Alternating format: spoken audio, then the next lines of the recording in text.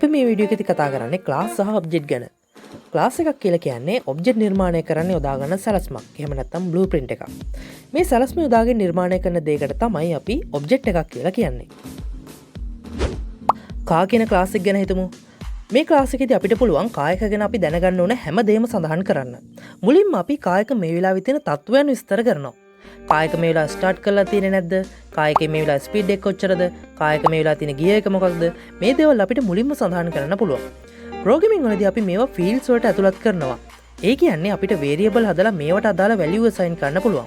උදාහරණයක් විදිහට ගත්තොත් අපිට මේ වෙලාවේ කායක තියෙන ගියර් එක මොකක්ද කියලා සඳහන් කරන්න ඕන නම් අපිට පුළුවන් කරන්ට් ගියර් කියලා වේරියබල් එකක් හදලා ඒකට අදාළ වැලියු එක අසයින් කරන්න.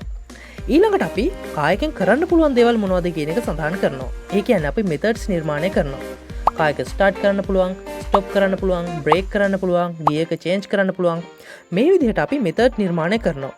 මේ එක මෙතඩ් එකකට හරි කෝල් කරොත් කාර් එක මේ වෙලාවේ තියෙන ස්ටේටස් එක අපිට වෙනස් කරන්න පුළුවන්. ඒ කියන්නේ කායක මේ වෙලාවේ තියෙන තත්ත්වය අපිට වෙනස් කරන්න පුළුවන්. උදාහරණයක් විදිහට අපි චේන්ජ් ගියර් කියන මෙතඩ් එකට කෝල් කරොත් කරන්ට් ගියර් කියන වේරියබල් එකේ තියෙන වැලියු එක වෙනස් වෙනවා. ඉතින් මේ කා කියන ක්ලාස් එක අපිට ටෙම්ප්ලේට් එකක් විදිහට එහෙම නැත්නම් බ්ලූප්‍රින්ට් එකක් සැලැස්මක් විදිහට යොදාගෙන අපිට පුළුවන් තවත් ඔබ්ජෙක්ට් නිර්මාණය කරන්න. උදාහරණයක් විදිහට කා1, කා2, කා3 කියලා අපිට ඔබ්ජෙක්ට් තුනක් නිර්මාණය කරන්න පුළුවන්.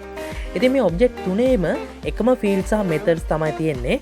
හැබැයි මේවා එකිනෙක අතර සම්බන්ධ වෙලා නෙමෙයි තියෙන්නේ. අපේ මෙමරි එකේ ස්ථාන තුනක තමයි මේ ඔබ්ජෙක්ට් තුන නිර්මාණය වෙලා තියෙන්නේ.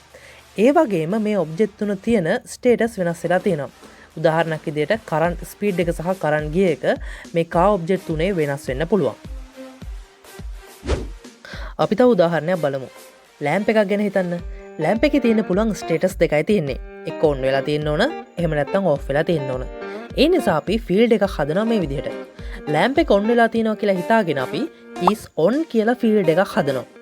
ලැම්ප් එක ඇත්තටම ඔන් වෙලා නම් තියෙන්නේ මේ ෆීල්ඩ් එකේ වැලියු එක true වෙන්න ඕන. ලැම්ප් එක ඔෆ් වෙලා නම් තියෙන්නේ මේ ෆීල්ඩ් එකේ වැලියු එක false වෙන්න ඕන. එහෙනම් දැන් අපි දන්නවා මේ ෆීල්ඩ් එකේ data type එක වෙන්න ඕන boolean කියන එක. ඔයාලා දැන් ප්‍රෝග්‍රෑම් ඉගෙනගෙන තියෙන නිසා ඔයාලා දන්නවා ඇයි මෙතන data type එක boolean උනේ කියලා. ඊළඟට අපි බලනවා මේ ලැම්ප් එකෙන් අපිට කරන්න පුළුවන් මොනවද කියලා. ලැම්ප් එකේදී අපිට කරන්න පුළුවන් ලැම්ප් එක on කරන එක සහ ලැම්ප් එක off කරන එක. ඒ නිසා අපි මෙතඩ් දෙකක් මෙතනදී හදනවා turn on සහ turn off කියලා. turn on කියන මෙතඩ් එක කෝල් කරොත් is on කියන ෆීල්ඩ් එකේ වැලියු එක true වෙන්න ඕන. turn off කියන මෙතඩ් එක කෝල් කරොත් is on කියන ෆීල්ඩ් එකේ වැලියු එක false වෙන්න ඕන. ඊළඟට මම ඔයාලට පොඩි ප්‍රශ්නයක් දෙනවා. TV කියන ක්ලාස් එකේ තියෙන පුළුවන් ස්ටේට් සහ බිහේවියර්ස් මොනවද? අපි කලින් කතා කරමු උදාහරණ දෙකත් හොඳින් අධ්‍යයනය කරලා පොඩි වෙලාවක් අරන් උත්සාහ කරන්න.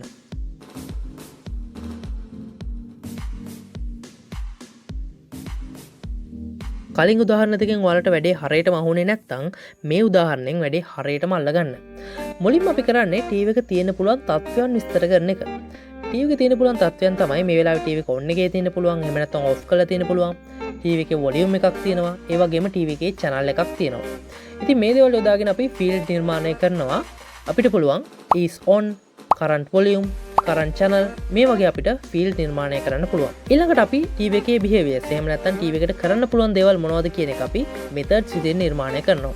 ටීවී එකේදී අපිට කරන්න පුළුවන් දේවල් තමයි ටීවී එක on කරන්න පුළුවන්, ටීවී එක off කරන්න පුළුවන්, ටීවී එකේ වොලියුම් එක වැඩි කරන්න පුළුවන්, අඩු කරන්න පුළුවන්, ටීවී එකේ channel change කරන්න පුළුවන්. මේ දේවල් තමයි අපිට ටීවී එකේ කරන්න පුළුවන් දේවල්. මේව යොදාගෙන අපි methods නිර්මාණය කරනවා.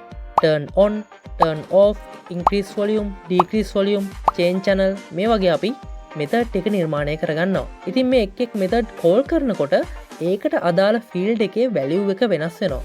turn on කියන මෙතඩ් එක කෝල් කරොත් is on කියන ෆීල්ඩ් එකේ වැලියු එක true වෙනවා.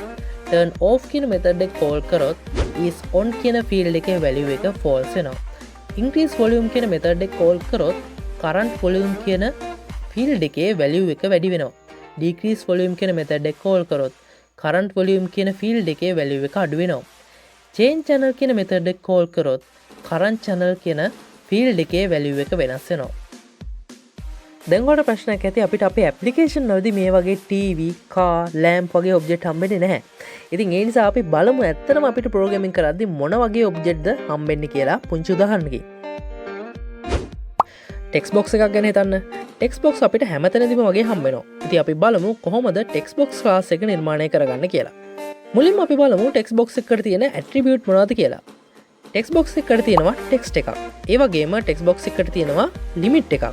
කොයිතරම් කැරක්ටර්ස් ප්‍රමාණයක් ඇඩ් කරන්න පුළුවන්ද කියන එක. ඒ වගේම තියෙනවා ලෙන්ත් එකක්. ඒත් එක්කම අපිට බලා ගන්න පුළුවන් ටෙක්ස් බොක්ස් එක ફોකස් කරලා තියෙන්නේ, enable කරලා තියෙන්නේ, disable කරලා තියෙන්නේ. මෙන්න මේ වගේ ඇට්‍රිබියුට් එකක් බලා ගන්න පුළුවන්. ඉතින් මේ දේවල් යොදාගෙන අපිට පුළුවන් ටෙක්ස් බොක්ස් ක්ලාස් එකේ ෆීල්ඩ් ටික නිර්මාණය කරගන්න. ඊළඟට අපි බලමු ටෙක්ස් බොක්ස් ක්ලාස් එකේ මෙතඩ් නිර්මාණය කරගන්නේ කොහොමද කියලා. ටෙක්ස් බොක්ස් ක්ලාස් එකේ අපිට කරන්න පුළුවන් දේවල් තමයි ටෙක්ස් බොක්ස් එකට ටෙක්ස්ට් එකක් ඇඩ් කරන්න පුළුවන්. ඒකට අපිට පුළුවන් set text කියලා මෙතඩ් එකක් හදන්න. ඊළඟට අපිට පුළුවන් තියෙන ටෙක්ස්ට් එකක් ක්ලියර් කරලා දාන්න. ඒකට අපිට පුළුවන් clear කියලා මෙතඩ් එකක් හදන්න. ඒ වගේම enable කරන්න, disable කරන්න, focus කරන්න මේ හැම දෙයකටම අපිට පුළුවන් මෙතඩ් නිර්මාණය කරගන්න. ඉතින් මේ හැමදේම එකතු වෙලා තමයි අපේ ටෙක්ස්ට් බොක්ස් ක්ලාස් එක නිර්මාණය වෙන්නේ. ඉතින් දැන් ඔයාලට හොඳ අදහසක් ඇති මේ ක්ලාස් සහ ඔබ්ජෙක්ට් කියන්නේ මොන වගේ දේවල්ද කියන එක ගැන. අපි ඉදිරියේදී කෝඩින් එක්සැම්පල් එකකම තවදුරටත් පැහැදිලි කරගමු කොහොමද මේ දේවල් ප්‍රායෝගිකව යොදාගන්නේ කියලා. ඔයා මේ දේවල් ඉගෙන ගන්න කැමති නම් අමතක කරන්න එපා අපේ Patreon page එකට join වෙන්න.